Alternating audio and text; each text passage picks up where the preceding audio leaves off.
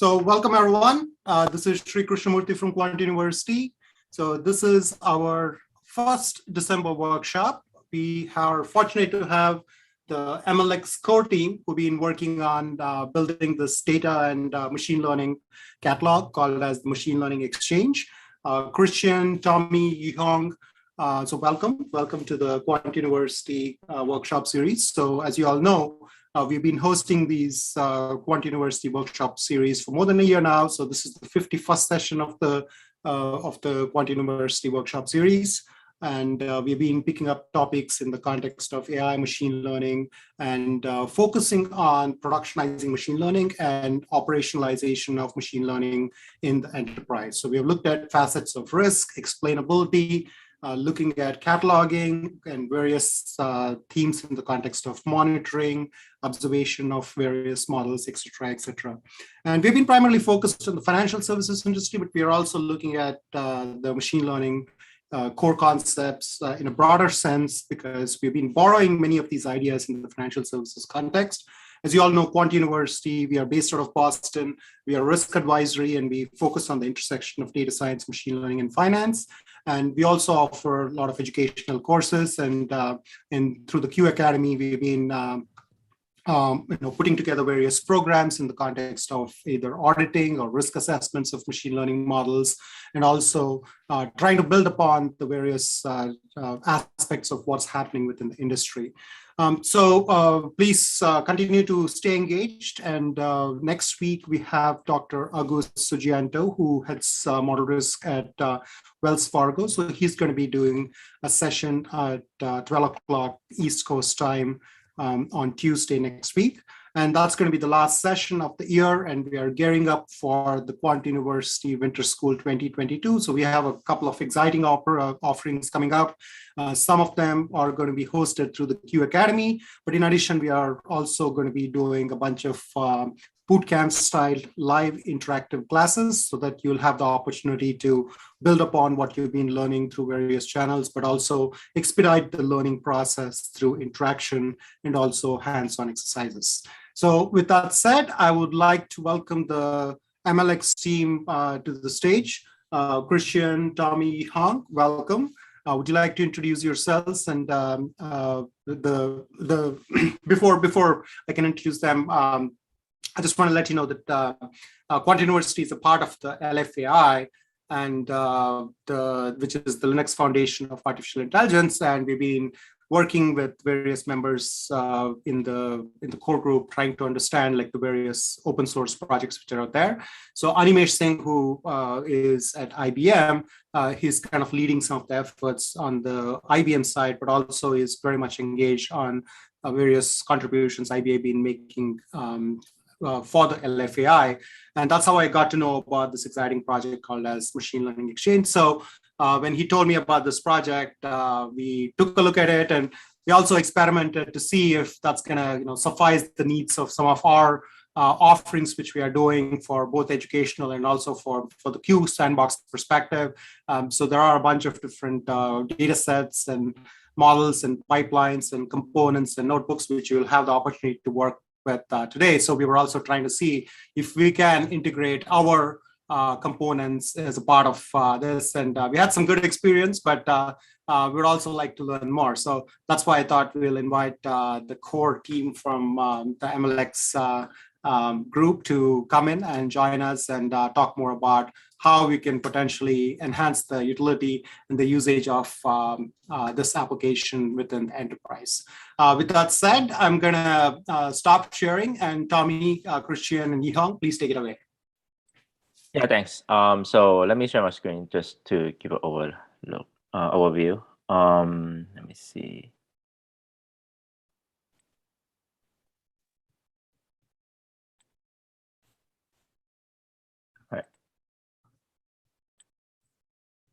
So yeah, so thanks everyone joining today's section on Machine Learning Exchange. So Machine Learning Exchange is like a platform for you to manage, all your ML and AI asset, and also have you like run those assets on the fly. So you have a very easy way to like experiment with it.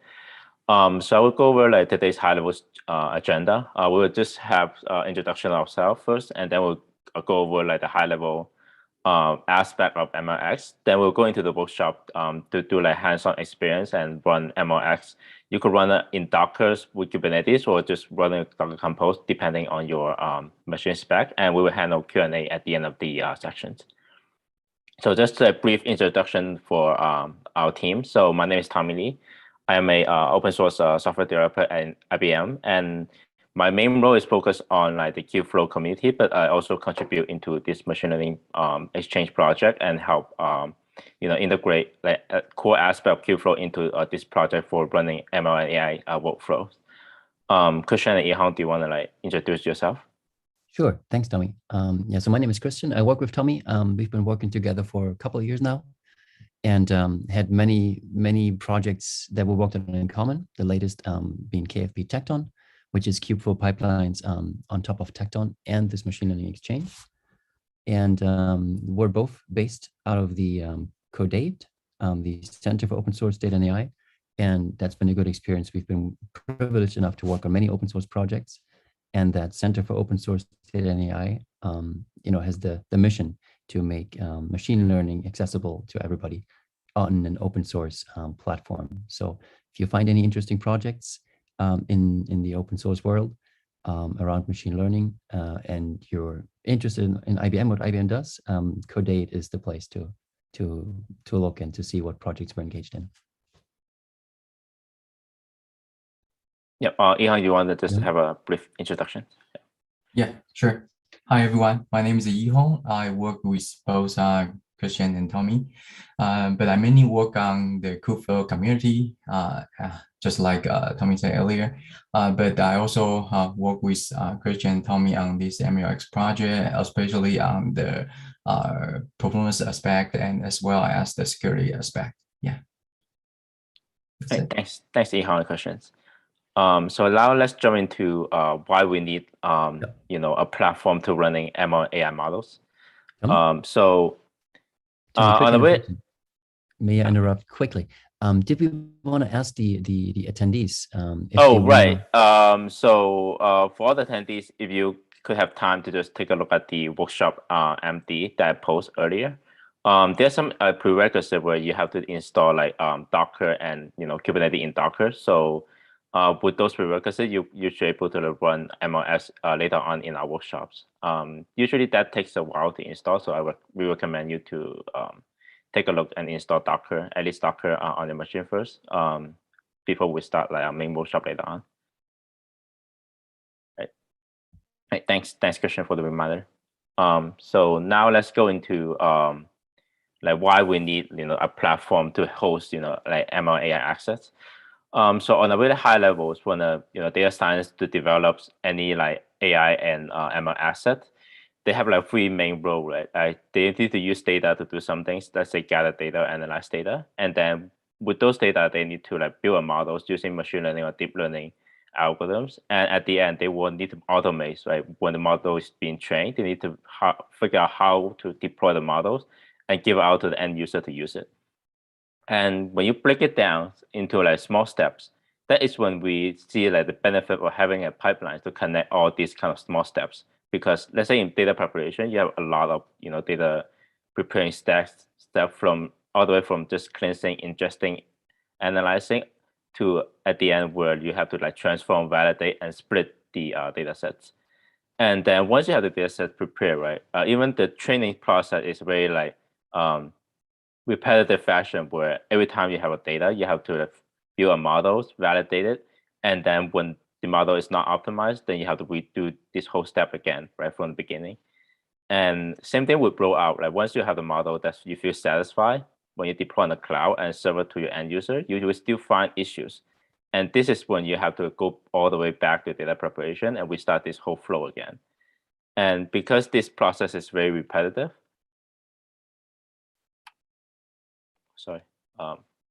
we want to like build a way good way to kind of automate this like AI life cycles, right? So a lot of these kind of like steps could break into like few main categories. Is like data sets where you how to prepare, how you get the source of the data.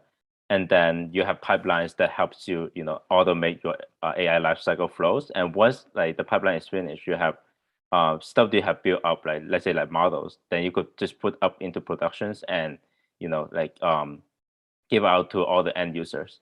And the challenge here is like how you want to like trace all these like kind of steps inside the pipeline. So inside like how the data is being created and how the model is being served.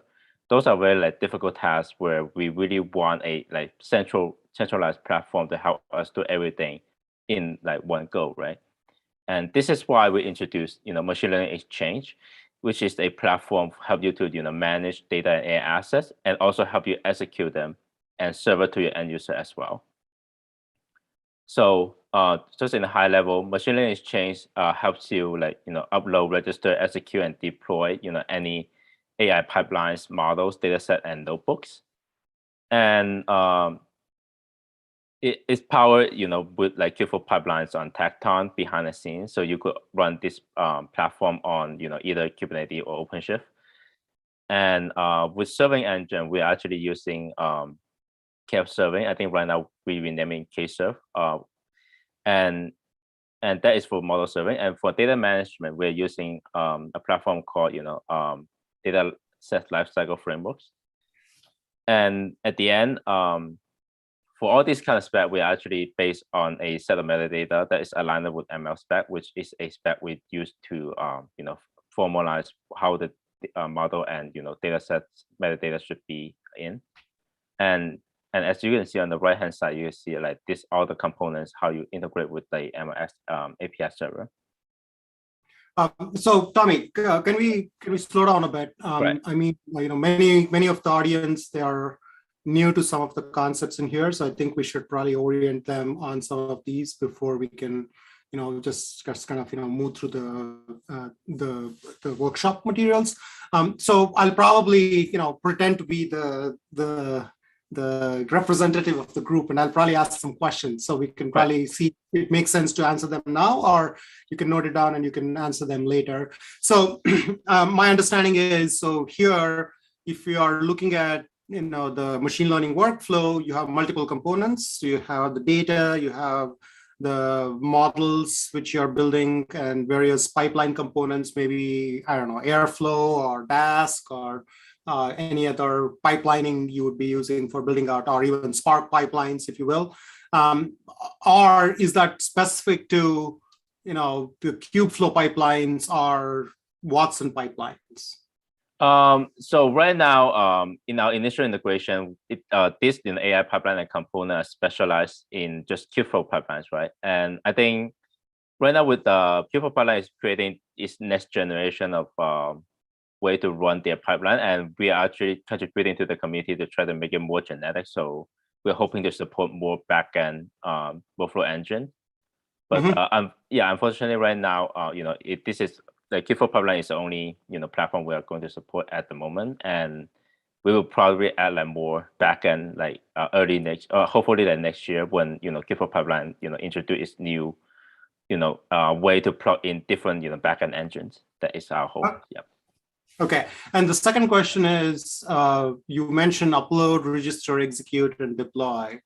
Now, so let's say a regular workflow, let's say I take a PyTorch model, I get a pre-trained model, I bring in my data, I fine tune it, now I have a new model.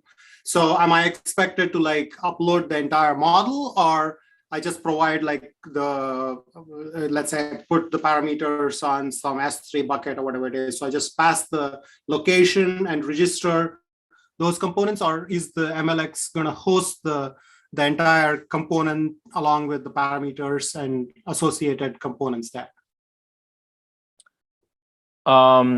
So I would say at the moment, there's a few different ways you could register models. I think one way, yeah, as you said, you could have an endpoint of the models, put it on S3, and then behind the scene, we're using like KF serving as an integration. So as long as KF serving could understand how to serve your model, then you could just give the model binary directly. Otherwise, and a more generic way we provide is that you could we have like some framework to help you wrap your model inside a container, and it will wrap in the container. We know like what API to use, etc. So you could just like put the container image name inside like the metadata, and will help you serve on these MLS frameworks. Okay, and how about the data sets? Are we expected to just provide the metadata, or are you uploading the entire data set into the? We're expecting to provide the metadata because data set could be big, so we only pull down the data sets on demand when you actually need to use it. So like for data set, we actually only ask you to provide HTTP endpoints or any endpoint that we could just get it directly. And when you actually use the data set behind the scene, that is when we actually download it on the cluster and provide user the ability to use it. Okay, so what's the role of the data set here again? I mean, is it just for tracking and understanding the components, or is there a specific goal of why? Is this like sample test data to try out different models, or is it just a signature of this was the data which was used for building out the models? So I think this here, right? It provides a catalog of where the data sets is pointed to. So because when the user want to use the data set, they have to download it, right? So the download process is what our MLS platform have you to do. So instead of downloading to your local machine, when you click on data set and click deploy, it actually create a volume that get the data set in that volume, and you could use it along with other components inside MLS platform. Okay. Now, the notebooks, is it just for sampling or just trying to experience? These are Kubeflow notebooks, I presume. This is any Jupyter notebooks. Okay. I would say like not Kubeflow specific. You could the reason we have notebooks because data science tend to experiment like their data sets on their local machine with Jupyter notebook, and they don't want to convert like notebooks to Python code sometimes, right? So they want to just put it all, submit the whole notebook in one go, and we have the ability to just execute that notebook and along all the cells outputs. So user could actually just submit the notebooks online like to this MLS server and to execute it. And once the execution is done, they could just check out the notebook and see the results. Mm-hmm. Mm-hmm. And could you talk a little bit about like the thought process of did you create this data exchange asset protocol or the model asset exchange protocol? Is that like a standardized one? I know you mentioned something about ML spec. So is there like is this like a specification which was vetted out as a part of the MLX, or is this an independent effort? I remember like for the ML spec early days, I think Microsoft was creating this standard, and I think everyone tried to like be part of this standard. So that's why our model metadata try to also follow that as well. I think like over the years, I think still like all the platforms, they just still continue to use their own standard way to define their model metadata. So I would say, I mean, the ML spec is the standard we use, but of course, like other platform might have different variation of the standard that they have. Yeah. Okay. Cool. And for people who don't know much about the technology stack, can you briefly tell about like the Tecton project, and also about what is data shim, what is KF serving, what is no problem. I actually like we have a few more slides that actually go into it. Okay, good. So let me just go over like because I think we discussed like pipeline and data sets, so I probably we're just gonna skip a little bit. So just a high level view. When you deploy, ML machine learning exchange, you probably see like this is a pipeline page, and you could register pipelines as a YAML when you generate with a compiler, and this is like the high level overview. And we will go over like what does it mean to like compile a pipeline later on. And components are just building blocks for the pipeline. So when you see a pipeline, you have multiple steps, right? And components are the individual step you build for this whole pipelines. And this is also represents as a YAML that defines how you want to run your image, how you want to like pass in your parameter, etc. Right? And same thing with models. As we mentioned, we support like any like serving format that is supported by KF serving behind the scene, or you could just package all your model in a single container, we will help you serve it on this Kubernetes cluster. And same thing as dataset. The concept of dataset is like we ask the user to point us, okay, where's the dataset is located. So whenever you want to use the dataset, we could actually just download it for you and provide it as a volume where you could just bound on any other asset that you want to like use this dataset on, right? And lastly, of course, notebooks. This is like the Jupyter notebook we have just mentioned, which is like when data science experiment, they just always experiment in like a notebook, from the data processing to just they simply train a simple models. And all this kind of experiment could be reused multiple times. That's why we provide a way you could submit it and launch it multiple times on MRX to just see multiple different results, right? In a automated fashion. And this notebook is also could be binding as part of the pipeline. Hi, Tommy. Right? Can we slow down a bit here? I'm just trying to understand like the various components in here. So right, no problem. Help us kind of walk through. So as a developer, I have a process, right? So I have my data. I use Jupyter notebooks to build out my models, and I fine tune it. I do my testing, and then I have a model which I would say is ready for deployment. Okay. Right. So that is my current workflow. So help me go from here to using the MLX, because there is a tectonic shift from what my workflow is to using the platform, right? So let's kind of maybe go step by step and kind of understand like the various aspects to it. So I don't know if the order would be like to start from the data set or to start from the notebook. So I think we should probably kind of walk through how do we take a current workflow to standardizing it using this particular environment. Right. I mean, like for data science, I think what we all want to start with is like data sets, right? Like for data sets, if they don't know what kind of data set they want to use, like we have a catalog of data set for them to like just choose from. And Okay. if a user doesn't know what they doesn't want to use any of these data set, they could bring into their own data set and register over here.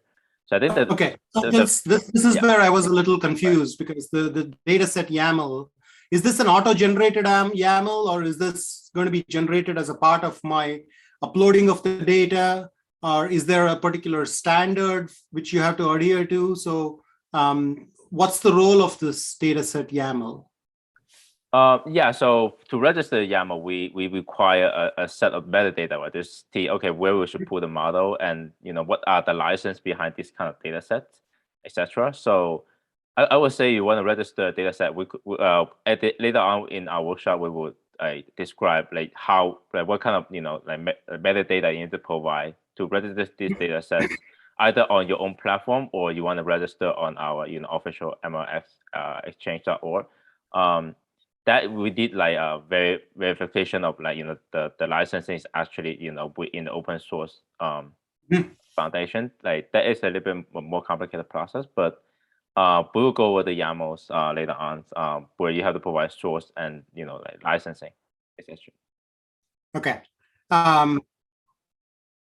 Okay, so that's regarding the data sets. Now, with respect to the models, so you have a bunch of open source models, but if I have a model, what's the process? Because when you go into the modeling tab and you say register models, so it says select TRZ, the TRZ or the YAML, or provide a GitHub URL. So are we going to be following a particular protocol on how do we put together this model? So right now in this demo, we are actually just like asking the developer to package their model in a container, because that way like the developer could package any models, right? Like they don't have restriction on what their model format should be, because they will just package everything inside a containerized environment, and we only need the API endpoint, so we could host it on our platforms in this case. So and when you provide an image, we will just deploy the image on Kubernetes and set up all the routing for you, so you could expose that endpoint to like any developers, and they could use this model in their workflows. And you could also use it to test your model as well and undeploy it or reload it when you need to update these models later on. I think the main flow is more like you have data sets, and then depending on how familiar you with machine learning exchange, if you are just data science, you just want to have everything done in notebooks, you could just submit the notebooks. But you want to just break down your notebook into multiple small component tasks, you could break that into components and connect it with a pipeline and run a pipeline to train the models, right? And at the very end, when you have the models, then you could serve it using this model asset over here. Okay. And is this quick question? Yeah, please. Hey, Sri. Yeah. Yeah, I see the recording is paused. Did you intentionally pause the recording? It's being streamed on Christian, and it's automatically being recorded, Christian. Oh, I see. Okay. Yeah. So it's being recorded. Don't worry. Thank you. Yeah. So the sentiment analysis in this particular case. So here, are we? I'm just trying to understand what the workflow. So we build the model, and then we put together the YAML for the model, or how do we get to this point? So I mean, it depends. I would say when the data science, right? Let's say pick a data set over here. They could write their own notebooks to define their workflow, how to process the data, how they train the models. Like they could write their all the local machine and just submit the notebook to run it over here, right?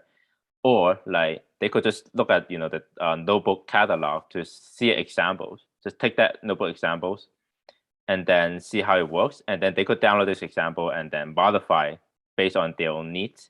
And then we upload these notebooks with their own modification and submit it and we use it, right? That is one of the ways they could do it as well. Same thing that applies to pipeline and components. If a data science just want to change how they process the data or how they train the data, they don't have to modify the components for, let's say, pre-processing data or data validations, right? They could only need to change the step for just training the models and make sure the model is trained with the format that is for the model to serve. So the serving part, you also don't have to worry too much in that sense. So you could just change a small component instead of we build a whole process of from data processing to model training to model serving, right? That is the beauty of having your a pipeline that's breaking down to very small steps. Okay, I don't see the launch button on my end. Is that a separate thing, or how did we get that? The launch button is when you log in as a admin. So by default, I think we have a user complaint about when you have server on a public endpoint, anyone could just use it. So we introduce a way to have a login. So you have to log in the website in order to launch any asset on the MLS platform. So it's in part of the workshop. So we will go into the workshop and see. It's just a login steps that you have to do. Got it. So are you going to explain the pipeline and the component segment too? Or if it's coming down the line, that's fine. Yeah. I mean, it was more intended to just give an overview, and then each step by step we could go over inside the workshops. But again, as you can see, this is the pipeline. You connect multiple components, and again, components is just building blocks for pipelines, right? Like component, you could have components for data processing. You could have components for model training. You have components for model validation. Those are all could break into small steps, right? As components. Right, and we have discussed model intensively, and data set, it's just a catalog for data science to browse what data set they want to use, or they could upload their own version of data set as well. And notebook is just all the process in single steps, right? So if data science just have their own workflow and they don't want to break it down into small components, they could still use notebook to do everything at once. This is why we have notebooks over here as well. Okay. right? And Notebook also could connect it as part of the pipelines, because technically Notebook is one of the components in Kubeflow pipeline as well. So you want to just build Notebook for data preprocessing, you could just do that instead of building the whole flow for Notebook. So it's not just limited to just running a Notebook in a single steps. So now we're gonna go over like what are the actual technology behind the scene, and when we what do we mean by deploy a data set? What do we mean by running a pipeline? Right, that's when we kind of go into more details.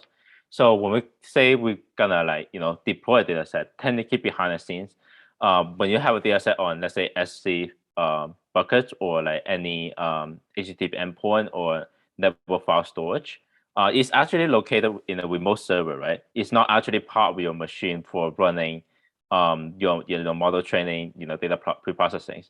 So this is why we have to have a platform. When you actually need to use this data set, we actually download it in a volume provided to you, right, on demand. So you don't have to download all the data set at once. You only need to download when you need it. And when this volume is provided to the user could just use this volume and do their own processing. And once it's done, they could just delete this volume and clean it up. Right? They don't have to waste space to just keep these data sets alive. This is the beauty of the dataset integration with DataShim. And then with models, right? This is more particular for model serving. We're integrated with the KF serving platform, where by default it supports TensorFlow, PyTorch, scikit-learn, XGBoost, Onyx, and the NVIDIA TensorRT. And the routing system are actually integrated with Istio and Knative, so you could actually serve your model with A/B testing, route your different kind of traffic with different pre-processing and post-processing as well.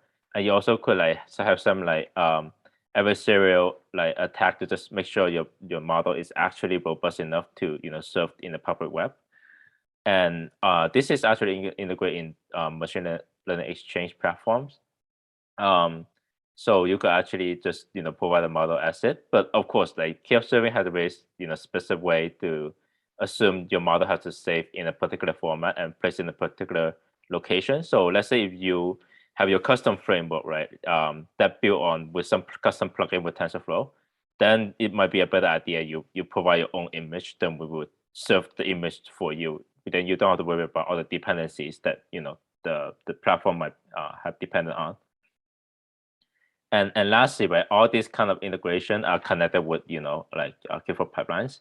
And in this case, we'll actually integrate Kubeflow pipeline with Tecton, which is a CI/CD pipeline that is run natively on Kubernetes.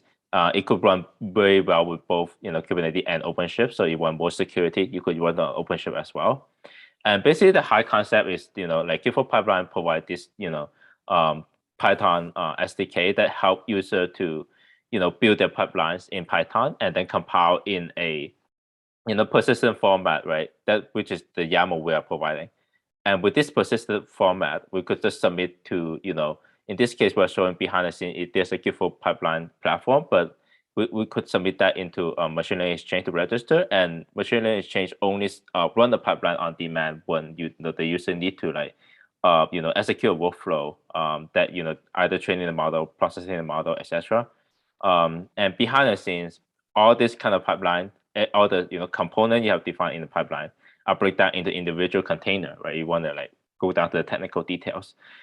So because it's break down into individual containers, so in your individual step, you could actually do whatever you want to do. So you could just move all your file around. You could do some sort of system call as well, because you are dedicated to have a container for you for all the components you have built, right? So when the pipeline is finished, those environments will get cleaned up, so you don't have to worry about messing up the environment in that sense. And of course, all these kind of integrations is also. Can we go back to the prior slide, Tom, for a second? So here, the Tecton pipeline, is that a technology you have developed, or is that a standard technology? That is a open source technologies, right? So there's an open source technology called Tecton. It's very popular in the communities. Many users, many company like Google and IBM also use it as well. And because it's intentionally developed as CI/CD, it doesn't really run well with like machine learning workflow. This is why we have this integration with Q4 pipeline, where Q4 pipeline introduced like more integration of how you track your data sets, or not how you track your metadata, right? So every individual step you have ran, Q4 pipeline will try to help you like record it and set up some metadata, so you could easily track. Okay, like let's say I use this data set to train these models, right? So I have a label on, oh, this data set is used in this particular pipeline, and this data set has been modified because of this pipeline. Like those could be done on Q4 pipeline in this case. Okay, and the configuration of the resourcing of the hardware, is it all provisioned through some kind of a specification, or it is primarily OpenShift at this point? Or if I wanted to run this on AWS or GCP or Azure, what needs to change? So like this platform you could run on any Kubernetes and OpenShift platform. So like Kubernetes and OpenShift are not cloud specific, right? Like you could run Kubernetes and OpenShift on Azure, IBM Cloud, Google Cloud, or AWS, and any cloud platform, as long as they provide worker node and a master node to host this Kubernetes, right, integration and OpenShift integration. Then they could just run anywhere. Like it does, like you could even run on a local machine. There's no restriction on a cloud provider you want to use in this case. Okay, and where do you configure all these things? I think it'll probably help us with the structuring in the pipeline configuration files. Now, I'm kind of just trying to step back a little bit and see who would be like the end user of this platform, right? So you have the development team building out models, and then you have the ML ops team trying to operationalize these models. So this is a serving pipeline, right? So it's not, so the training has already been done. This is primarily serving, right? I mean, pipeline could be used either, training or processing data, or like serving pipeline, right? Like pipeline is just a connection between all those steps. It doesn't restrict it to one particular use case. Okay, so this could be any pipeline. This need not be starting from the model. This could be a pipeline which is pre-processing pipeline, or some kind of a feature engineering pipeline, or even a model building pipeline. So you basically have different sets of pipelines you're managing as a part of your assets, right? Right. And go ahead. Now, and then the role of who's going to be managing, is it primarily going to be, dedicated? You have a designated MLOps team who's kind of marshaling all the resources to make sure all these components are in line. Who's kind of being responsible to say, hey, you have to follow this specification of the pipeline? Because if, let's say, someone uses MLX to manage all the assets, now who's going to be responsible to set up the specifications, and how do you enforce them, that all the developers or all the company folks who are touching the various components of the pipeline are adhering to the specifications? Right. I mean, like that would be mainly the the ML ops team, because the operation team will have to deploy this platform. You make sure like people are not abusing its resources, and put like user restriction. Like that's how you define different kind of users, so you don't have a particular user that use up all the resources. That is all like the ML operation team should handle it. And the end user, right, that's the data scientist, they only need to worry about how to use this platform. They should not worry about how to deploy and manage this platform, I would say. And I mean, like this is why my next slide is going to be a managed service. So if you don't have a ML ops teams, right, to help you manage your own pipeline using all the fancy open source technology, we provide a managed service that help you do all the integrations. So this way, data scientists should just only need to worry about how to use it, instead of like worry about how to deploy and manage and allocate resources, right? I think that is a big hassle, big learning curve for data scientists to learn. I think they should not learn those technology if necessary, right? Okay, and this Watson Studio pipeline, this is currently in beta, or is this? Right, they're currently is in beta right now. So initially we support various features, like how you could just run notebooks, right? You could submit any notebooks on Watson Studio pipeline to run it. It's the same as Kubeflow pipelines, and we also integrate with several different technology in IBM Cloud that is managed for you, right? Like data refinery, that's for data preprocessing. Auto AI, that is for training models, right, for you. And web service, that is how we help you to deploy your models, right? And you could also deploy it with like batch deployment, so you could actually deploy a model that handle multiple requests that predict all at once instead of processing requests one by one. And at the end, you also could schedule like jobs. So you could have pipeline that update the model like every day or every week. So that is also being integrated as part of the Watson Studio pipeline as well. And like the reason we have this managed service is have you to save all the effort to have an operation team to manage everything for you, right? So if you have an operation team, you could always like build the machine learning exchange platform and use this platform to create all your assets and handle all the assets for your own data science team.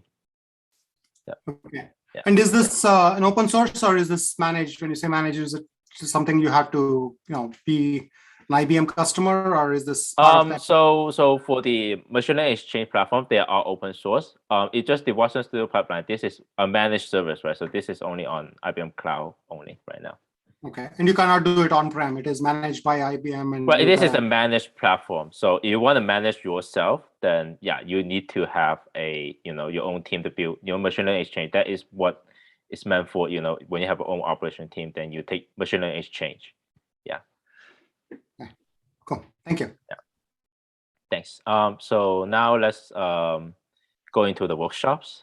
So Christian, do you want to can we take a pause here? And if in the audience, are there any questions before we head to the workshop portion? Anybody have any questions? Please type them in here.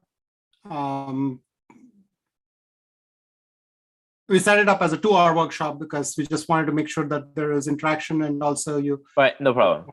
And so if there are any questions, please raise your hand, or please type them in the chat or in the Q&A window, and we will answer them. Otherwise, we'll give it like maybe 30 seconds so that Tommy can also get a breather, and then we can move to the workshop component.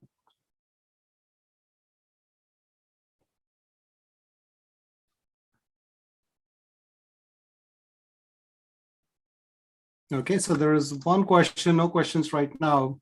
Okay, so it doesn't look like there are any specific questions. So let's continue, Tommy. Yeah, so Christian, do you mind just open the MLS workshop page? Just want to make sure that everyone have the environment first. Yeah. So let me share my screen. Entire screen. Okay. Tommy, could you confirm you see my this should be my browser window right now? Yes, we see it. Okay, perfect. So I have a question for the audience. Does anybody in the audience have Docker as well as Kind installed and have machines powerful enough to run this workshop on their own local Kubernetes cluster? This is important because some of those steps in that workshop will be different depending on the cluster. And if you want to follow along, we want you to be able to, to either have access to your own local Kubernetes and Docker deployment of MLX, or, if you can't have that, then we can give you access to one of our clusters. However, if everybody shares the same cluster, there's certain resource restrictions there too, right? So that could cause some bottlenecks as well. I'm not sure how we do these kinds of polls, I don't see the. Yes, so I think, Christian, what we may want to do is, again, I presume people are going to be independently trying it out. And for these kinds of workshops, we typically lead with the demo, and at the end, kind of allow time to ask questions. So I think it may not be very easy to coordinate with everybody to make sure that everybody is on track with going to the next step, since we only have like 2 hours to kind of finish the whole thing. So maybe it's a good idea to kind of lead with the demo and work through how it's done. That way, since we are already recording it, we can kind of replicate it offline. Okay, so we don't want so we do have 2 clusters set up so that we could share with the audience. We don't want the attendees to go along with. It's more like a demo, and then. Yeah, I think we should probably do that, just because I'm checking the time. It's 12:50. We have an hour 10 minutes. I'm not sure how much we can get the whole thing done within an hour 10 minutes. Okay. Well, let's do it that way then, without any feedback from the audience. If somebody wants to set this up. If you can, put the links to the clusters in the chat window, we could, I know some of the folks in here are very technical and they are following along, because I know that because they are my students. So they're, they'll probably be replicating it. So, but if you can, share the clusters, they'll be following along.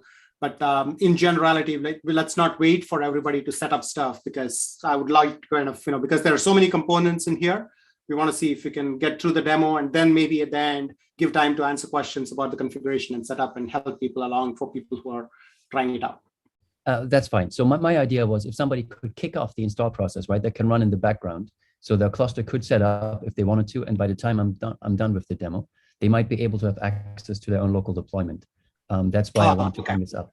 So let me just show it here. So in this MLX workshop, we have our table of contents, of course, and the assets we're going to go through. And then in the prerequisites, there's 2 links. There's you either can deploy MLX on a Kubernetes cluster on the Amazon cloud or somewhere, and we have instructions here, or you can do it with Kubernetes and Docker. And I'm going to open this link here, and then in this guide here, you can follow along. You see you need Docker. On Mac, we use Homebrew. It's very convenient. And there's 2 command lines that you need to have, which is the version 3.2.0 of Customize, and Kube Control to interact with your cluster, and of course, Kind itself, which is Kubernetes and Docker. If you're on Mac OS, there should only be a few commands you have to run. Of course, once they're running, they take a couple of minutes. If you have a machine powerful enough to do this, 16 GB of RAM is recommended. I'm lucky enough to have 32, so for me it runs fine. Tommy had only 16 on his machine total, so he had to give all the resources to it. And of course, a certain amount of disk space. And if you have these preconditions and you have Docker already installed, Kind should be a breeze. And then there's a bunch of steps here that you can run. The commands that take a while, they have a little wait loop here, and they will tell you when it's done. So if in the background right now, you want to kick this off and just let it run, then maybe by the end of this demo part, you'll have your own cluster, and then we can ask questions if something doesn't work right, and we can go into that. And is this MLX also a managed service, or currently it's predominantly how to kick off all the components? So we don't have a managed service of MLX yet, right? So even though you can find the Kubeflow pipeline service managed, as Tommy shared, what we have publicly available is a read-only version of MLX, and I think we've shared this before. This is under ml-exchange.org. And read-only meaning you can browse our default asset catalog, right? You can see all the assets similar to what Tommy showed in the demo. You can click off the assets. You can see the overview of the asset description and how you could use that, right? So for example, this model here for the CodeNet language classification that we will go in later. There's a few links here that you can follow. You will see what license it is. You can run it locally if you want to with the instructions you find. Right, so we have not managed, but a version of it deployed. So at least for the asset catalog, users could go through, could browse, and they could download those assets and then play with them. But they cannot run anything because as Tommy mentioned, we don't have the resources to share with the world here, and certainly don't want to encourage Bitcoin mining. So we do have that. And can you use this platform just as an asset catalog without the execution? Yes. If your execution engine is separate and you just want to do tracking of your ML assets, can you just use it as a catalog and not as a fully integrated execution engine too? Absolutely. And for that, let me share something else with you. So this is one of the examples of doing that. So this is a read-only deployment, as we call it. And if you go to our GitHub page, we have a quick start guide that we call it quick start because it should be quick. And in this quick start guide, we're using Docker Compose to bring up the MLX stack. In this stack, it being read-only, it will bring up 4 services mainly, which is the MLX API, the MLX UI, and then we need MinIO and MySQL. We need MinIO for object storage. That's where we have our notebooks and artifacts stored, and we use MySQL to look up the metadata, so to speak, of all the assets that we present in the UI. And anybody can bring this up. You don't even have to clone the repository. It's 2 commands. You have to download our Docker Compose YAML, which is that file you see here. And then if you have Docker installed in that same directory where you just downloaded that file, you can type Docker Compose up, and you will essentially have the same experience that you see here. On top of that, if you were to log into this, right, you can append log into that URL. I'm not sure the username and password, but then you will be able to upload assets and manage the assets. You can change what's featured and whatnot. So there's quite a few things you can do without the underlying execution engine. Mm-hmm. Okay, thank you. Okay, and let me share the 2. Well, how should we do it? If I go through the workshop first, I can share the clusters after the workshop that I do after my demo part, so to speak. Okay, let's do that. Yeah. Okay, wonderful. So this is the workshop document we have prepared. I will use it as a guide to for myself, to not miss anything. But anybody can follow along. And I think, Tommy, you posted this in the chat earlier today, right? Yes. Yeah. So anybody can follow along here too. So in this workshop, we're talking about the workshop evolves around the CodeNet dataset, Project CodeNet. And Project CodeNet is really interesting. It's a really large set of code snippets that were transmitted to answer a challenge. And in the course of that coding challenge, I think there's like 14 million code samples to about 4,000 or more coding problems that were submitted. And that spans about 55 programming languages. And I think the most common languages were C, C#, C++, Java, and Python.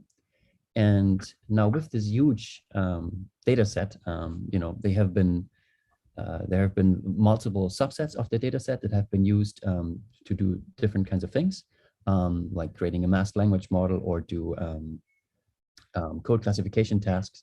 And in this workshop, we will focus on the code classification example that was created by the Project CodeNet team. And we have integrated the data set, the notebook, and the model that gets created by running that notebook. And each of these 3 assets, I'll show how you can use that and how MLX can be used to get the data set, mount it to your cluster, not mount it, download it, create a volume, and then use that as a persistent volume claim, mount that to the notebook that runs the training. And then later on, we show how to serve that model natively on Kubernetes, and how you can even use that once it's deployed in Kubernetes to do the inferencing and feed that model some code snippets, and the model will return predictions. That's the overview of this workshop. And I'm going to skip the prerequisites for now. For those who want to follow along, make sure that you log in. We don't have a login button, but we have this login endpoint. So once you're logged into your MLX platform, if it's local or on the cluster later, then you should be able to do the executions, like running things in pipelines. First step of that of this workshop or this demo, we start with the data set. And as I mentioned, that CodeNet datasets is very large. And because it's so large, we have this subset of about 2,200 samples. And you can, if you follow along, you can download that, and then you can see what data is in the data set. I'm going to cancel this for here because I already downloaded it. And I will go to my local MLX deployment on Kind, and just open this in a new tab. I will sign in. So over here, and you should see this opening screen. And then if you're signed in, you should also see the settings. If you don't see the settings, you did not get signed in. And if you're not signed in, you won't be able to launch any of the assets. So if you don't see that launch tab, you very likely don't see that settings tab. Make sure you're logged in. All right, let's start with the datasets page. So on the datasets page, as Tommy showed you earlier, you have a bunch of curated datasets here that we added as examples, or they can also be used. The licensing has been approved for all of those, and we have a sister team in IBM CodeNet that has worked on has curated those datasets. They called the Data Asset Exchange team, and they have done a great job also with our models that we'll go into later. We do have the dataset for Project CodeNet. The entire dataset, however, is extremely large. You can read more about it. There's links to all of the sources and how this dataset was created. These 14 million code samples, they take about 9 gigabytes of disk storage. So I don't encourage anybody to download this now. Because that's so big, we're going to focus on just the subset for the language classifier. And also here you see all the links. You can download those datasets, and you will see what licenses it is published under. And if you scroll down, you see, some links about the authors, where it's been used for, and you can run or download and run some of the example notebooks that were created with this dataset. We have 2 of those sample notebooks integrated in MLX. I'll show you one later. The dataset YAML, that's the piece of descriptive code, so to speak, that MLX needs to register datasets and to run or launch it. We don't expect anybody to do this. We have had this generated, and the Data Asset Exchange team created these for us, and we integrated those. And not all of the things in here are important. But as you can see, every of our assets in the machine learning exchange, if you upload something, we have instructions on our GitHub repo. All the other assets have IDs, name, description, which we display in machine learning exchange. And then there's a lot of information that is informative mostly, and that is different from asset to asset. In this here, you can see that all of the datasets, they link to where the actual dataset data resides. So you don't have to host it locally. MLX doesn't host any of that data. We just need to know where to get it from. And then we use DataShim to download it to the cluster. And then there's a few links to where you can find more information, where the source comes from. And there's some search engine optimization here. And then at the bottom of this one, you see there's related assets. And when you in MLX, when you upload assets that work together with other assets. So if you upload a data set that you want to use in a notebook, for example, then you can mark this here as a related asset, and then that helps to link together those individual asset types and stitch together your machine learning workflow. This particular data set has a notebook as a related asset, and I'll show that later. With that said, if there's not any questions, I will go to launch. Launch here is that so here, Christian, the schema, is that going to constantly change, or will it be backward compatible, or is this going to be a standard, or how will it work? Because it looks like there's copyrighted. Say again? It's copyrighted it says copyright 2021 MLX contributors. Right, that is our standard license header. So all of the assets that we contribute to the project, they get this this license header, right? So, but it's not a restrictive license. But so how will this evolve? I mean, is it based on community adoption, or?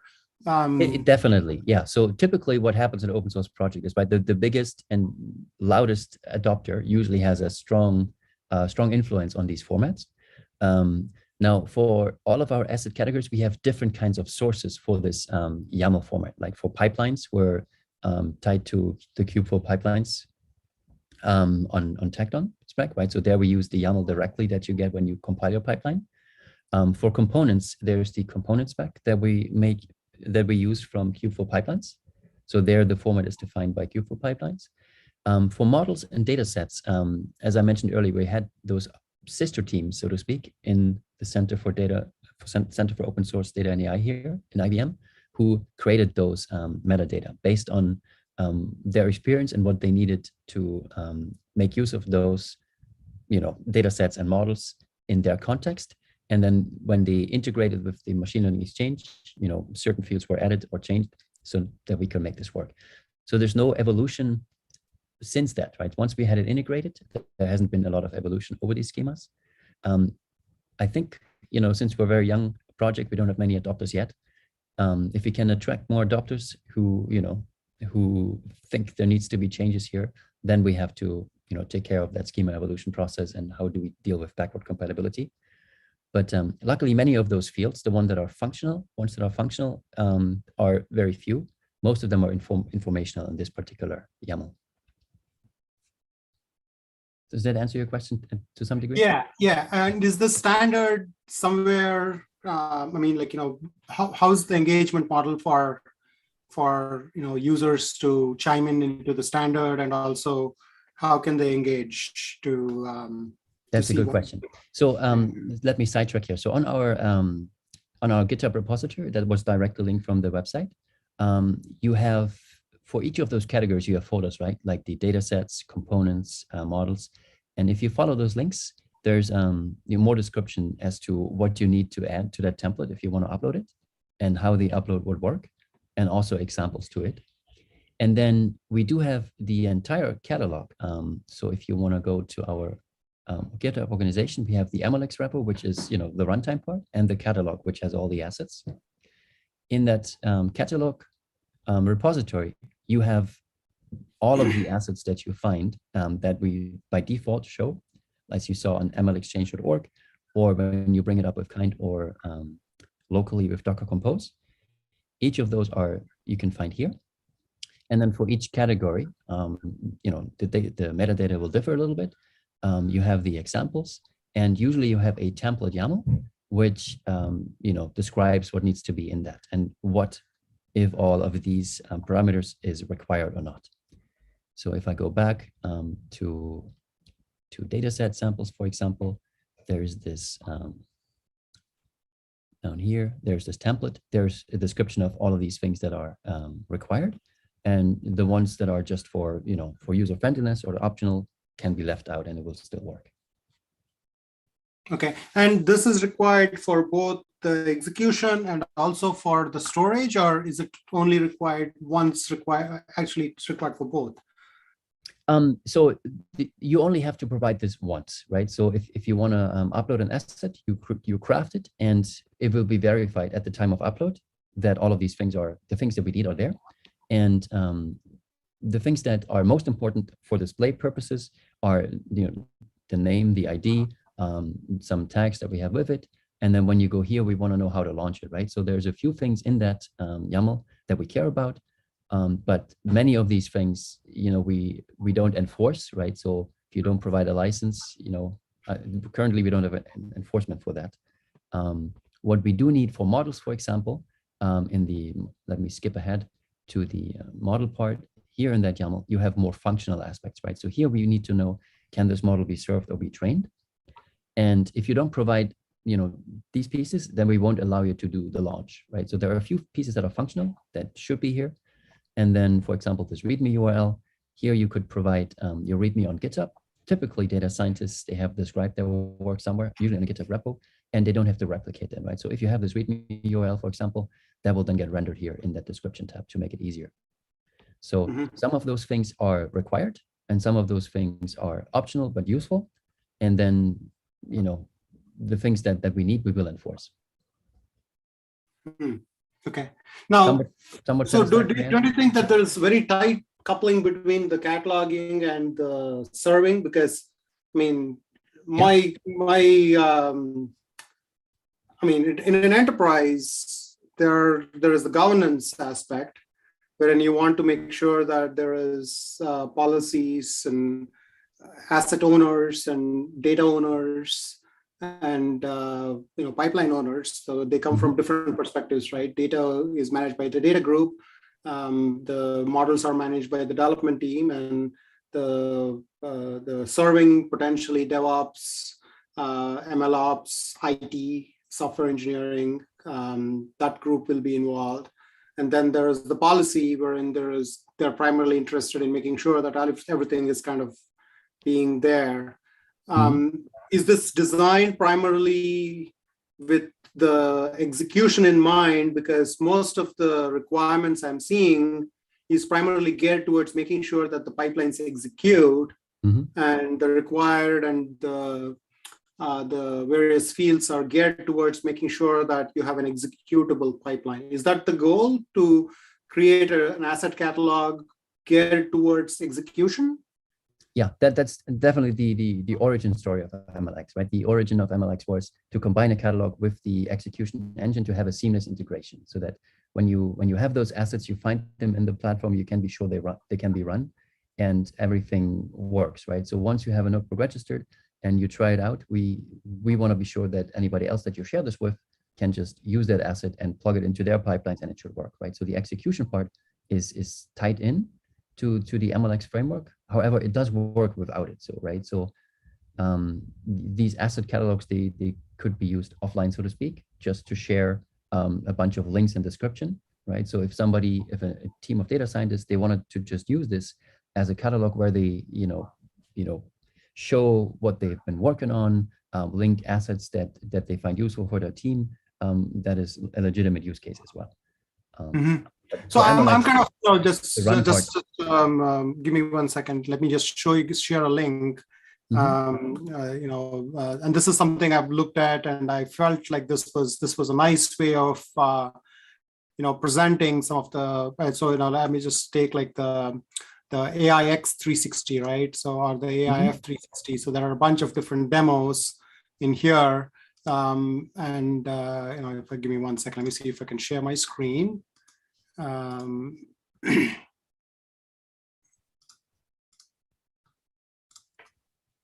Is it this one tree here, the AI Experience 360? Yes. If you can go down and click on go down, and then click on one of the credit approval, maybe the use case credit approval. Say again? Yeah, go up a little bit. So there are these applications like the credit approval. Credit approval. Okay. Yeah. Right. So then this is like the use case for the credit approval, right? So you have various components. So, and then there is give me 1 second. I'm trying to figure out like where that particular model related aspect is.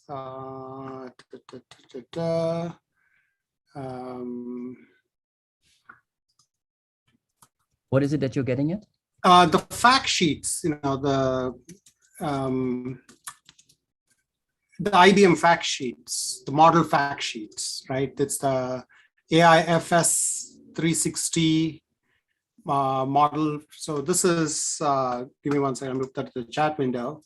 So if you go to the AIFS360.bluemix.com, right? So if you click on go down featured examples, maybe the third one, model evaluator governance, right? So if you click on the third one, model evaluator governance. Mortgage evaluator. Okay, got mortgage, it. Yeah, so mortgage evaluator. So if you click on that, so you see that this is like the metadata which is typically done from a model perspective, right? Because it kind of has similar elements, like what are the data transformations which were involved, what were the model parameters, the model specifics, the fairness columns, the features list, the metrics. And this is, I would say, what typically a catalog would have, because this is going to be representative of the elements in the model, which is going to be in the model catalog. And this is like, if you go to the top, you see these all facts view, and then you have the business owner view, the data scientist view, and then the model validator view, and then the AI ops engineer view, right? So you have like the various components for each one of these roles within the organization. And typically this is what I would expect a catalog to have have the various elements associated with. So I'm just trying to understand, is this going to be added on, or is this a complementary way of doing things? I was thinking that this is basically what will go into the exchange, because otherwise you're managing now two completely disparate systems. one for serving, one for having different stakeholders kind of think about different aspects of how to present various things in the catalog. Yeah. So with that respect, yes, our metadata is really geared towards running the assets with Kubeflow pipelines and displaying them here in MLX. Yeah. So okay. what it makes sense now what you're saying to me. We don't have that in this catalog here, or we don't have that kind of metadata here. However, we do have those links, right? So we started with data sets and models. These individual items, they have this more rich README view where we could display that kind of information. And for the assets that have a README that that we integrate, whatever the contributor of the asset chooses to display in the README, that will show up here, and so that would be open to be displayed. It would not be part of the enforced metadata, so to speak, that we need to integrate the asset and run it, right? So got it. The kind of metadata you showed is very useful for the consumer of these assets, and we expect them to be described in the README part here. Okay. If we get more adopters and the adopters say, hey, we want this as a top level item, as a first class citizen, so to speak, then that metadata, I'm sure we can evolve it. But also we didn't want to duplicate things, right? So, and then if we force people to add too much metadata, right, and to craft too big of a thing before they can register assets, that's also a bigger hurdle for adoption.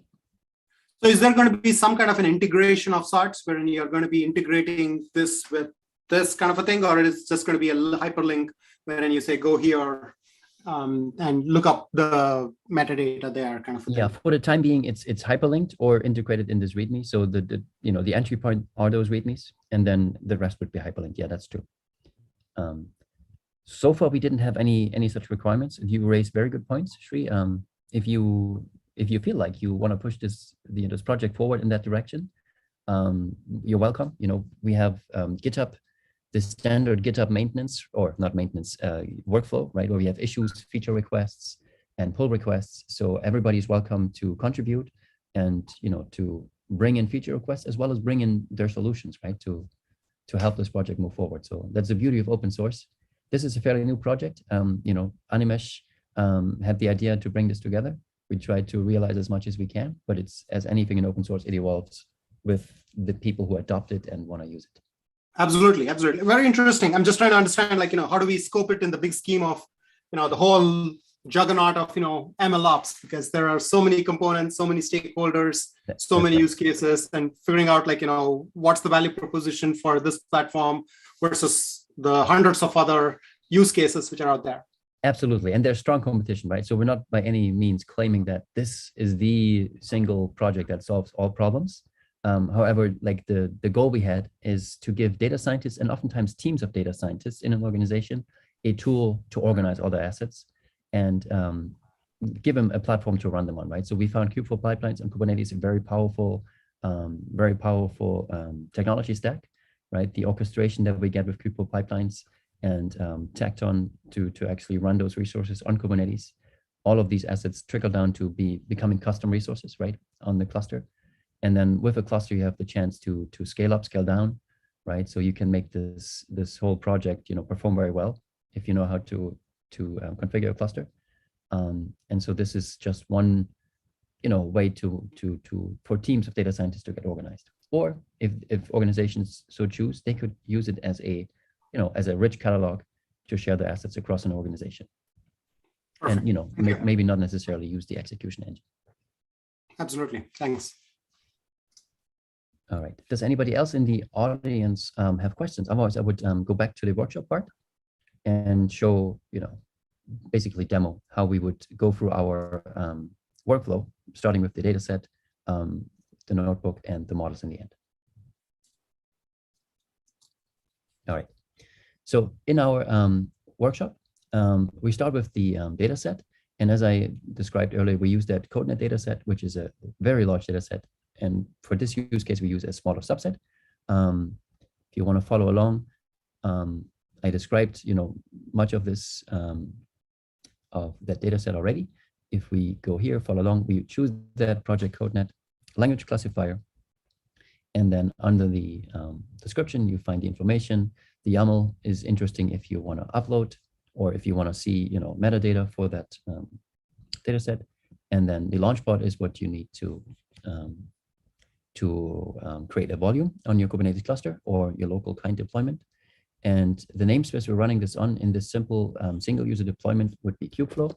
If you have a multi-user deployment, it would be the namespace of the user that is running it. You fill in the namespace, you click submit, and now you should see the pipelines run graph show up. And so now under the covers, kubeflow pipelines, started the pipeline. There's 2 tasks in that pipeline. The first one is to generate the metadata we need for the second step to create that persistent volume. And for that persistent volume, we use data shim, which downloads the data set and creates a volume on the cluster. And then you can find in the output here, the output parameters of that pipeline, that data set created this CodeNet line class volume. You can copy this. We will need that for the next step. And you could also check the logs for this. So if something here doesn't work right, you don't get the green check mark, you get a red arrow marker here. You can see in the logs what might have gone wrong. And then, depending on what your privileges are, you can go to the cluster and, write what was wrong, or maybe you filled in a parameter the wrong way, and then hopefully the error messages, they will give you the information you need. This view here, we borrowed from kubeflow pipelines. And since it was very functional view, we thought it best to reuse that. And then once you have this volume created, you go back and you can either choose the related assets and now pick off your notebook from here, or you can go to the notebooks view and find that notebook that goes along with this data set, also called CodeNet language classification. In that notebook tab, you have the metadata for this notebook. Here you can see that this notebook, you can find it in our catalog. We have the source code for the notebook in our catalog. And then you can see the notebook source code there. I'm going to open this in a new tab that brings you to our catalog, and GitHub renders this for you. However, even more convenient, we have the NB viewer integrated with MLX. So for Jupyter notebooks, you actually get a rendered view within MLX where you can go through the notebook. You see all of the code cells that get executed.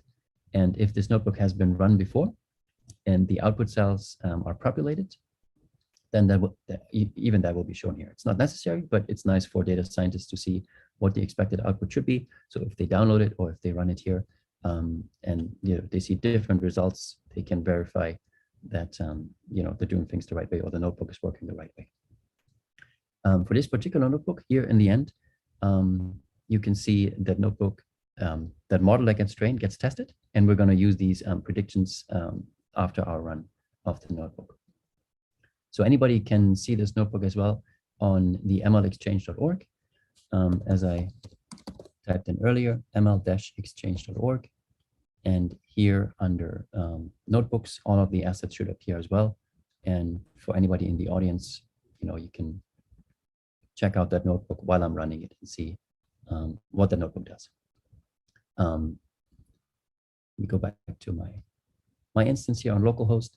So I'm just going to quickly launch this. The dataset persistent volume claim is the one we created earlier. I'm going to copy and paste this here. And then we want to mount that data to a temp data folder and click submit. And that should start a kubeflow pipeline run in the background. And the first step for anything that runs in kubeflow with kubeflow pipelines is that typically the image, the Docker image has to be downloaded, right? And then the pod gets initialized, created, and once all of that is done, you should see the log streaming. And for this particular pipeline, for all of the notebooks that we have integrated here and that we run on kubeflow pipelines, we use the Elira AI framework, which in turn uses Papermill to run that notebook. So this is a way of running notebook in a non-interactive way. For novices, can you kind of elaborate a little bit about like what these various components do, Christian? Yeah. What is HTML and what does yeah, I apologize. So Elira AI, this is also a sister project, so to speak, developed by members of our extended Code team. And this is a fantastic project. So at the outset, the idea of that project was to make or to enable data scientists to take their notebooks that they used locally to experiment with data, train their models, to run them on a cluster. I think it started out with being able to running those notebooks on Spark clusters or Hadoop clusters, and then evolved into being able to run those notebooks on Kubernetes. And Elira also has a rich component catalog, and these components, they can be dragged together on a canvas, and you can use that canvas to, I thought there was a screenshot here, to create pipelines using that canvas editor. So that's a low-code / no-code approach to creating pipelines from your notebooks or other components that you need to extract data and manipulate data, and stitch that together in a graph and then run that on Kubeflow pipelines. And so we have some cross integration. Elira uses the machine learning exchange asset catalog for some of the components that they provide their users. And we in turn use the Elira notebook runner, which is encapsulates the Papermill project. And Papermill, that some of the data scientists here, they might be familiar with this. That can be found on PyPy. You can download this and you can use it to simply run notebooks on the command line. I'm not quite sure. I haven't looked at this documentation in a long time using Papermill probably. Yeah, Expo. Yeah, okay. That's not the best way to show what this can do, but it's a command line way of executing notebooks, and it even allows you to give parameters as input parameters to your notebook, and extract output parameters if you so choose. Yeah, so Papermill and Elira are the two projects that we're using in this context. So, and as this notebook runs, you can see the output. So this is the training part. I think it's a Keras model. I think it's a multi-layer neural network. And so this will typically take a couple of minutes. Epoch 5 out of 20. Okay, that can take some time. If you're short on time, I think I've run this before. So within the Kubeflow pipelines run graph here, there's a link to previous notebook runs that if you're impatient, you can jump to your last run, or I can jump to my last run. And, oh, but the log's already gone. Okay, so that doesn't help. So here the logs are captured using, how is the logs being generated? Is it a pass of the code, or is it being used? Is it using MLflow or something like that? Or there's no extra code required. There's so these logs, these are on Kubernetes. There's a pod running that notebook, right? So these are the pod logs that get streamed by Kubeflow pipelines.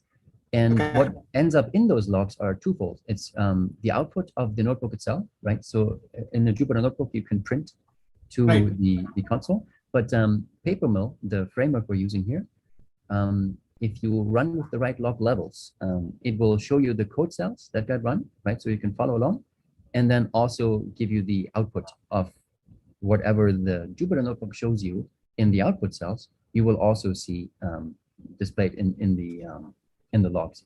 Unfortunately, the JSON doesn't get formatted, so I think it's a JSON block for the output, but the input comes clear text or plain text, so you can follow along and you know at which step in the notebook this current execution is. So two questions. One, MLflow is extremely popular. Is that something in the roadmap to think about potentially, displaying MLflow logs? Second question is, what about weights and biases, wherein people publish, interim results to weights and biases? Yeah, so both of those things. So here, these notebooks that we have, right? They're self-contained. So everything that we use for this training, or that is being used here, has to be self-contained in the notebook, right? So there's no other assets that MLX, or no other aspects to it that MLX provides here. sorry, I lost your question there. ML spec? ML flow. ML flow, yeah. No, I don't think that, I don't know, Tommy, if you have a good answer. Yeah, so so for our ML pipeline integration, we only integrate with the Kubeflow pipeline at the moment because we mainly are planning to run it on Kubernetes. I think ML flow is very good for like local developments, but we don't have an integration yet because we still see is Kubernetes integration is not perfect with our platform. So if you do have a need, feel free to open the issue. We could take a look and see what kind of what needs to be done on both of the project and see can we integrate as well if there's a big need of it. Okay, cool. Thank you. Yeah. As you can see, this notebook runs for a while. I think there's 20 training epochs here, as you can see in the output, and we're at 15 now. Unfortunately, my previous logs they got deleted, and so there's no shortcut here. However, at the end of this execution of that notebook, we should see there's a little test in the notebook, right, where the trained model gets tested and the predictions are shown in the notebook. And so from my previous run, I do still have the earlier notebook. And so while this is running, I'm going to show the output of my previous run, or how you would get the output notebook from a previous run. Fortunately, that there's there are 2 steps required to make that work. If I jump forward in my workshop document here, if you run this locally, at the end of your run, once this is complete, you would see that the output notebook, the notebook that runs here in this Kubeflow pipelines with all of the output cells, gets stored as an HTML file in the MinIO storage. So in our local cluster deployment, you can easily access that in MinIO. So if you run a different notebook, you would scroll down to the end of the log, unfortunately. There's no easy integration, but you can find it in the logs. You would copy the path of that output generated notebook, and then you could append that to the MinIO service URL, and then copy that and put it in your browser, and then it would show up like this. Oh, I have to do the port forwarding. Okay, good point. So in my local deployment here, that MinIO service port is not exposed. So I have to run this port forwarding command with kubectl here on my command line. And I'm going to put this in here, and I'm going to let this run in the background. Now that port forward should work, and I'm going to try accessing the notebook again. This time it finds it. It asks me to download it, and I'll open it with my browser directly. And then, oh, this is even the 7th run. As you can see here, I did that 7 times before. And so this looks similar to the notebook that you've seen in the notebook viewer before. And I'm going to skip all of the output and go straight to the bottom. And here you can see in my previous run, these were the predictions I had. And if you want to know how that notebook, when we first ran it, you can go to mlexchange.org. And here, let's look at the original notebook. And the notebook code that was uploaded initially also had these predictions. And then it takes some time to render. And you can see originally, this notebook had classified most of the code snippets correctly, right? So the prediction was run with these 10 different languages, C, C#, C++, including Java and Python and Rust. And for most of them, all 10 samples were classified correctly. Only C and C++ had one misclassification. In my previous run, I had slightly different results. So all of my C samples were correct. I also missed one C++ sample, but then one of my Java samples and one of my Python samples got misclassified. We will run a similar prediction later with the model as the second part to our workshop, but let's go back to our output here and see if this is done. Oh, there it is. Okay, so finally it finished. It took, what is it now? 1833. it took a good 10 minutes, I would think, to run this notebook. So depending on the resources you have, this might take longer. If you have a powerful cluster, this might go quicker. Here again, you would find these generated notebook HTML, and you can go and download the most recent one. I'll try this again. This time I would get this latest one. This is the 8th one. And here, oh, see, in this run, I got almost all of them correct, except one C++ sample was classified differently. All right. Any questions about this part of the workshop?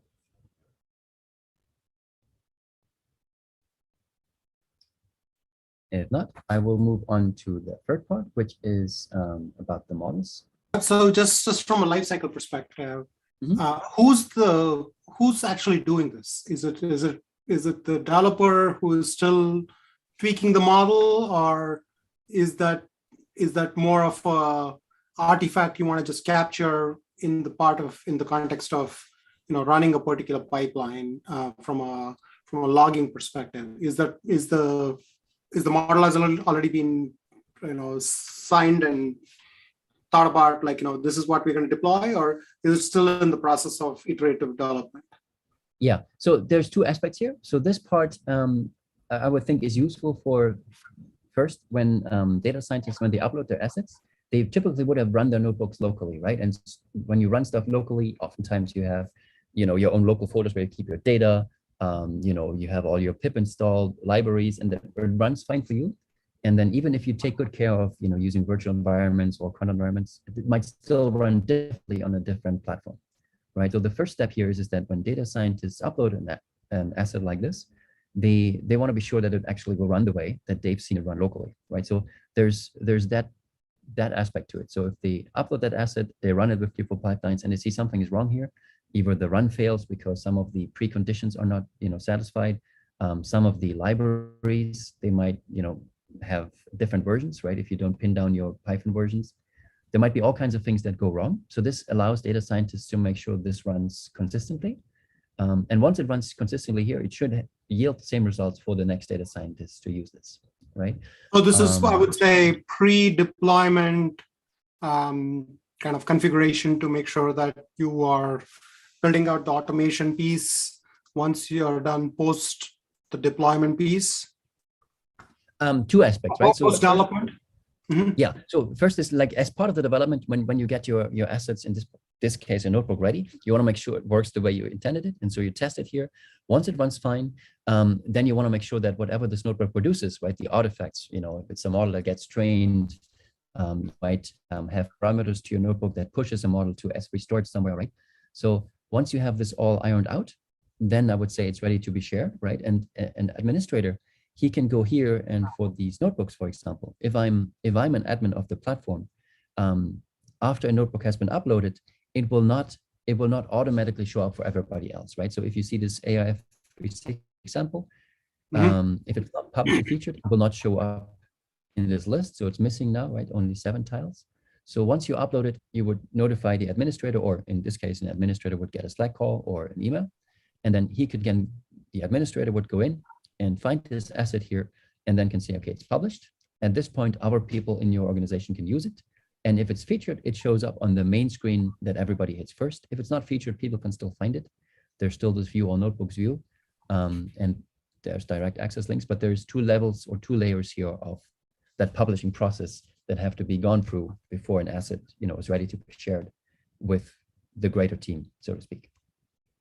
Okay. And once it's here, the expectation is that it runs repeatedly, and that people can use it, and then use it to generate the artifacts they want to generate, to train the model, or whatever the notebook does. It could be a notebook that just manipulates some data, right? It could be a notebook that takes data from disparate sources and generates a new data set for yet another step in the pipeline.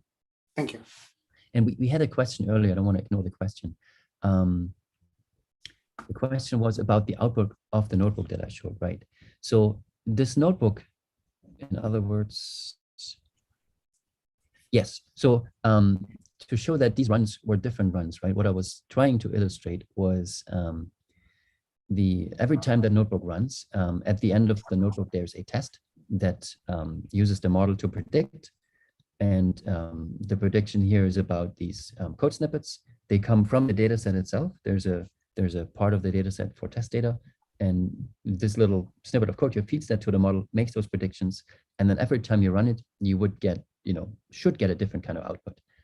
I had a few runs where all of my samples were predicted correctly. Then the number here would be 10. I had some poor runs before where only 7 or 8 of a certain language got predicted. But every time this notebook runs, this little cell 17 of this particular notebook should produce somewhat different output. That was the point I was trying to make. Thank you. Okay, so once this notebook has run, I have to say the caveat here is this notebook run, the model that gets trained here, we don't use that in MLX itself, so we haven't driven the integration to that, all that far. For the sake of our demo here, and for users of this platform, they don't have to run the notebook to generate the model, but we wanted the model to be ready already. So we have a containerized model. We push that to Docker Hub, so everybody can use the model that gets generated directly. And when we go to this model page, again, in the overview, this is a README that we render. That README, as I said earlier, that comes from GitHub. So we haven't, data scientists have a fairly easy way to edit that README and make it show up here without needing, without anything they have to know about MLX to edit this thing here. And then in that README, for most of our models and data sets, we have instructions as to where that particular model, how that model was created, where it can be gotten from. In this case, it's on Docker Hub under the CodeNet organization. And then there's instructions how to run it locally or how to run it on a cluster that you might have access to. And if you want to try it out locally and manipulate the source code, you can do that too. So there's instructions for all of that here. For this demo though, I'm gonna go, well, maybe let me show the metadata quickly. I think I've shown this before, and the sample serving code. So here you can see another aspect of MLX, which is that for all of our assets, or for most of them, we actually generate some kubeflow pipelines sample code, right? So we have code templates in the MLX platform that take that asset and that basically provide the code framework around that asset to make it run in a pipeline. So that's why, one of the other uses of our YAML metadata is that, we want our assets to be standardized, so to speak, that we can plug them in easily into a kubeflow pipelines, pipeline DSL snippet, domain-specific language here. So if you've worked with kubeflow pipelines before, you've come across this decorator here, and then typically a pipeline looks a little bit like this, where you have, every pipeline has a name and description, right? And then you have your pipeline function. It's supposed to be a self-contained function. This one, as you can see here, has 2 steps. It has that configuration step, and it has a deployment step. And then, if you're familiar with kubeflow pipelines, these, the container op and these things, they will make sense to you. Each of the tasks in a pipeline, they typically have they have an image, right? A Docker image that go with it that, is used to, that gets downloaded onto the pod on Kubernetes. And then, here in this case, you see this is a Python image, and there's a Python script that we run, and you can see the arguments that are run here. And then in the end, there will be some output. In this case, there's some log output here, and that will be shown in the pipelines run view. This is the sample pipeline to serve the model on Kubernetes. And you can also serve that model on KF serving, slightly different code sample here for this. And to see this in action, we can go to launch. And then here you can also select what you want to do with the model. In this case, model, we only enable serving, not the training, but there's also, if the metadata allows for this model to be trained and has all the right, has all the right pointers in that metadata, you would see training here. And then the platform that you can do this on. So for training, for example, we can train our models with Watson Studio pipelines, I think. And, I don't know, tell me what other platforms we have to train things with. But this particular one, we can only serve. And we can choose KF serving or Kubernetes. We'll choose Kubernetes natively. And for the run name, we stick with the default. You click submit, or you give it a different run name. But the pipeline run view should show. And again, it takes some time. And Q4 pipelines will create, a part for this particular run for each task. The first task was the configuration task. That's very fast. And that second task is the deployment itself. And then once that is done, because it's a containerized model, once those images have pulled, it's fairly quick. And you would see a serving URL for this model. However, there's differences here. So if you have a cluster deployment, you would have your public endpoint here and the port where you can find it. Or me being on Kind, my local cluster deployment, I have to do a port forward. And in the workshop doc, under the model, I'm gonna browse through here. You can see we have to run this port forward command. For those of you familiar with Kubernetes, kube control is the CLI that we use to interact with our clusters, and then port forward, does what it says.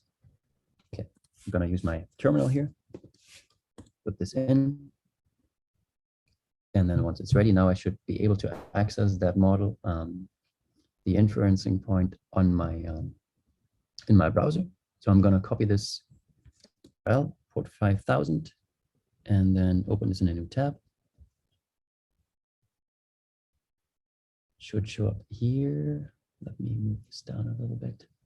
And what you see here is that the containerized models that we have, they come with a so-called Swagger API.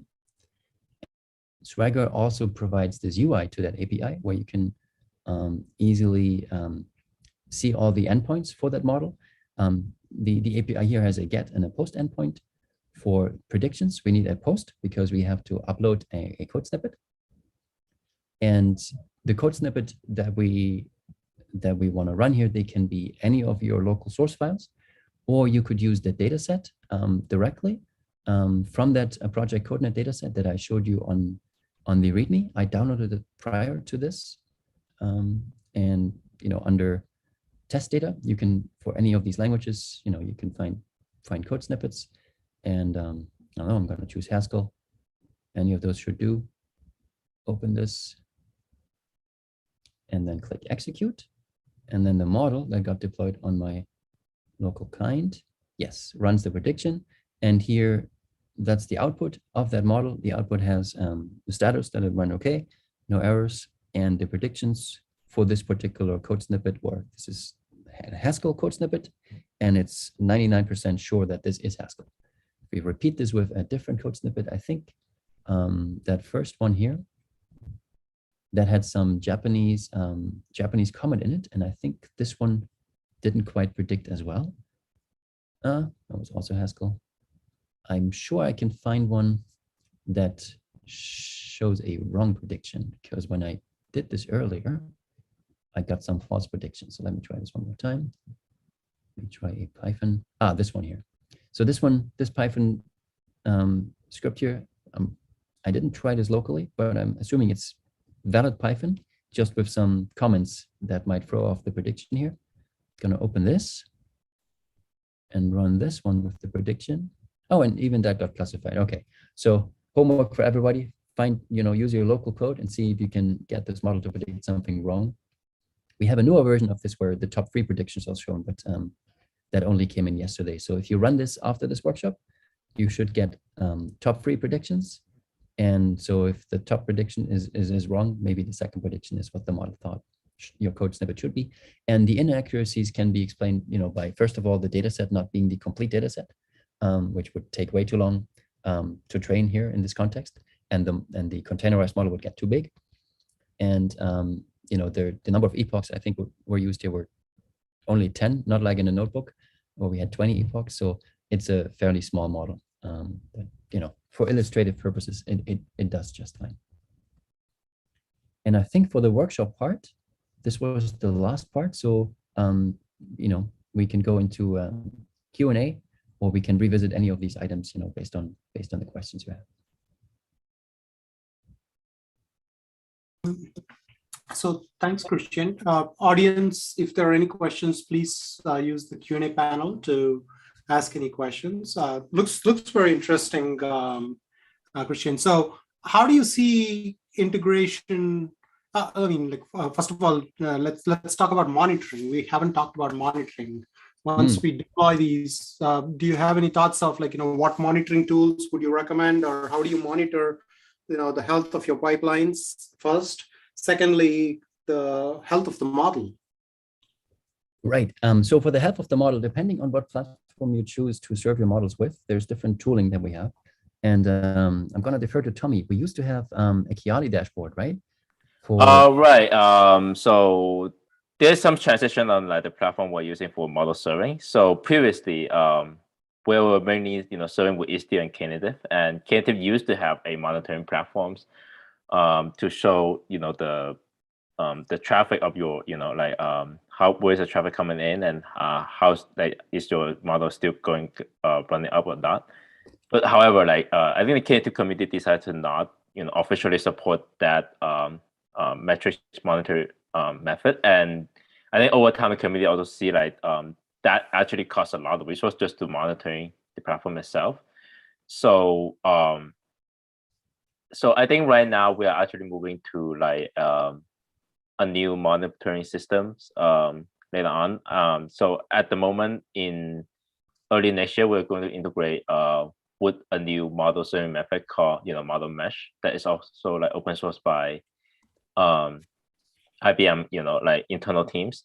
And with model mesh, they actually come with a set of default status on how well your model is doing. And it could also use it for multi-model serving as well. So you can just see okay, you have just 2 parts for serving a model. You could actually put multiple model in that 2 part instead of having just 1 part per model. That is a very great thing to do. And they will have additional metrics regarding how your model is doing inside that part. And that is coming soon, I would say, early next year. But at the moment, we still have the old integration with Knative monitoring, but that is no longer officially supported by the communities. So right now we don't expose it here explicitly, but you could still try it out. But that is the plan of migrating the monitoring method. Okay. Yeah. And does that take care of the monitoring of the pipelines too? For example, if I run a pipeline and if for some reason the pipeline breaks, right, or either it's a configuration issue or a data stale issue or whatever. I mean, we have so many moving parts, right?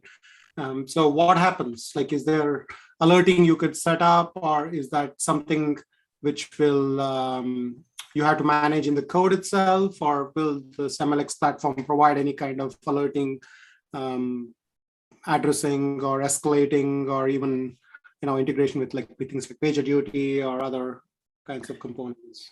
Yeah. So as Christian showed in the pipeline page, pipeline itself is already having the logs. You could actually see what is actually going on wrong, right? Whether you have a wrong data set, it will just simply fail and give you the error message back. And in terms of notification, right now it's not set up by default, but of course you could build a pipeline that send notifications. We have a component send the notification. You could just connect that to your pipelines and say, if a pipeline fails, you send a notification to, let's say, your Slack message. I think that is what we have integrated at first. You could do that and tell your ML ops a team to say, oh, if something is failed, please take a look, right? But usually, by default, we don't have that because they having user to set up the Slack integration. That is also another big task. I would say that is more like a feature where due to what if the ML operation teams want to use it, they will figure it out and integrate as part of their pipelines. In this case. Okay, and how about the actual once you kind of have these models in a deployed state, if you are going to be serving through API, how do you monitor the models and the traffic and also the scalability and all that good stuff if you're serving models through APIs?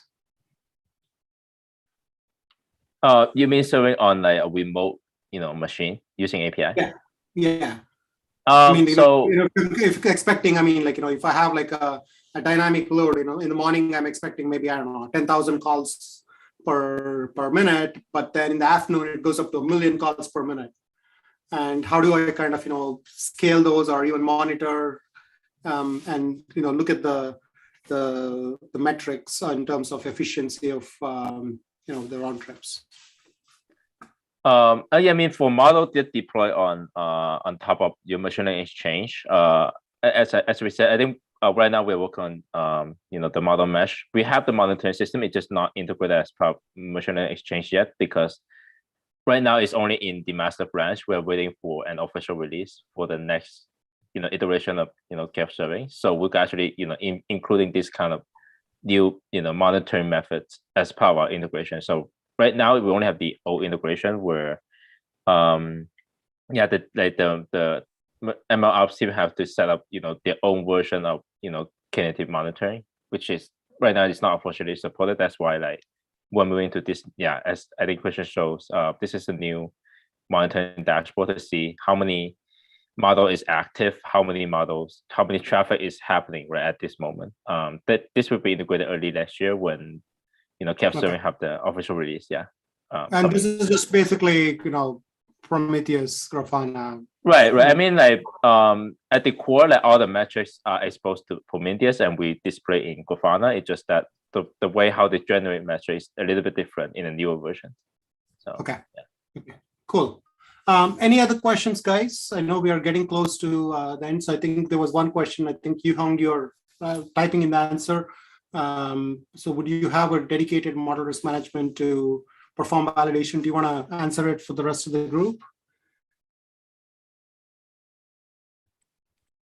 Young? Oh, hi. No, I just saw the question. So the answer is that if Gemma is asking about the project CodeNet, I think it is maintained by our other team, the CodeNet team that Christian mentioned earlier. So they do have the large data set, like I mentioned.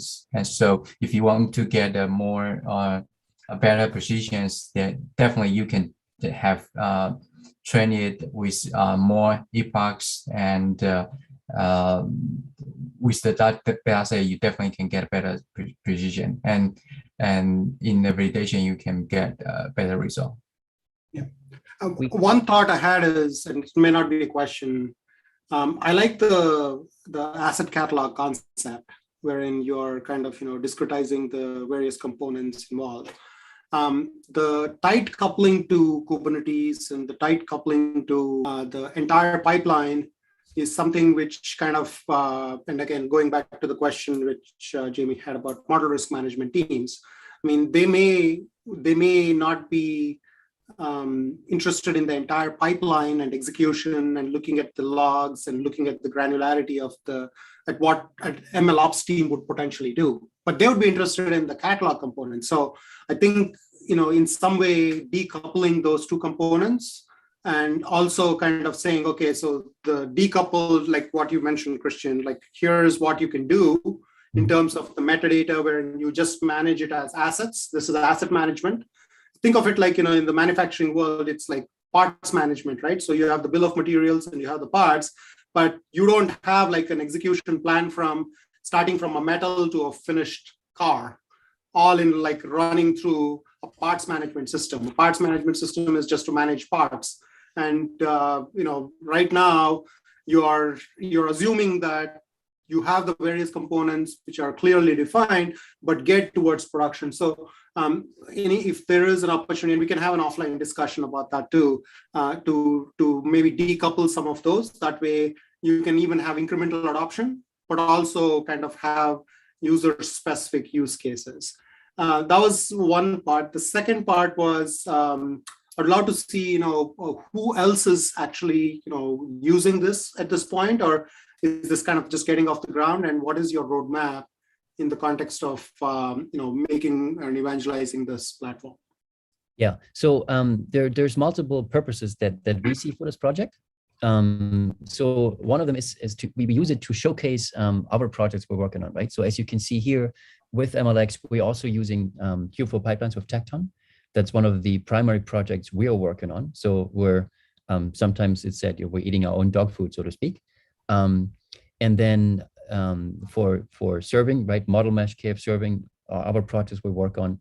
As you see, our data sets and models, they come from related sister projects within our bigger team. The data asset exchange, the model asset exchange. So we're making use of those. So we have the MLX platform as kind of an integration showpiece, right? So when we demonstrate any of our projects, it fits in nicely with MLX. So that's one purpose that we have as a team internally. Then I mentioned earlier, we have Lyra AI, which gives data scientists this Jupyter-based platform where they can create low-code or no-code pipelines and run them on Kubeflow pipelines. Their MLX is used, the component catalog is used, right? So all of our components there can be either pulled in from the default asset catalog, or if organizations should choose, they can use it to curate their own catalog. So there's one active integration that we have so far, but we don't have any industry adoption yet of this project. It's fairly new still, and we're still evangelizing it. And we thank you to help us in that mission. We're looking for people actively who want to adopt it, who see our use cases, right, to drive development in a direction where this can be more useful for those use cases. So we're still in the early stages with that. Cool. So I know it's 2 o'clock, and we've taken a lot of time from you and your team, Christian. So I know you guys need to get back to work and add more features and components, but this was very helpful. Are there any last-minute questions we can answer before we can adjourn? I know the team is very active on Slack. You can join the Slack channel, and they'll be very responsive on the LFAI MLX channel. And also the GitHub project obviously has their contact information, so you can definitely give it a try. So I don't know, Tommy, how long these clusters will be open and running, but if there is any other thing which I missed, if there is anything you would like to relay, please do let the members know. That way they can get in touch with you if there are any questions. Yeah, I think we could leave those clusters running for a day for people who want to play with them. The URLs, Yihong pasted them in the chat. Make sure to append the /login so you're able to run things. But for the most parts, everything I showed here locally should run. Yeah. Okay, and then perfect. Questions, this channel here, as you just mentioned, Sri, we have the ML Exchange channel within that Slack. I don't know what it's called, Slack organization for Linux Foundation AI. On ML Exchange, you can find us and post questions here. Perfect. Thank you so much again, Christian, Tommy, and Yihong. This was very helpful to understand what the capabilities of the platform are. And we'll see how, if there are any other questions which come through, I will channel them your way. And next week, we're going to have Dr. August Sugianto from Wells Fargo talk about some of the latest research they've been doing. Agus and I, we go a long way. Agus has presented multiple